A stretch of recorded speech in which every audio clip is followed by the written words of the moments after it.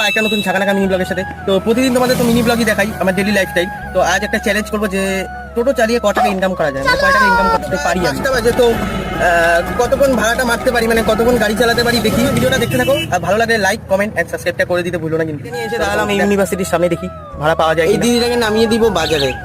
কিছুক্ষণ আগে আরেকটা ভাড়া পেলাম, ওটা হলো কোথায় পিসি চন্দ্র যাবে। তো কাকুটা ভিডিও করতে না বললো যে আমার কোনো ভিডিওই নিবা না, আমার প্রবলেম আছে, 5টা অব্দি টাইম আছে।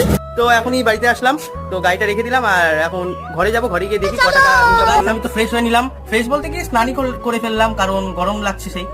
আর এখন দেখবো কয় টাকা ইনকাম করলাম। এখন কয় টাকা হলো গুনি, 20 টাকা, 40 টাকা, 60, 50 টাকা, 60 টাকা, 70। আমি বাবাকে দিয়ে দিব 60 টাকা, না 60 না 50 টাকা আর 20 টাকা। 1 ঘন্টা টোটো চালিয়ে 70 টাকা ইনকাম করেছি, তার মধ্যে 50 টাকা তোমাকে দিচ্ছিলাম।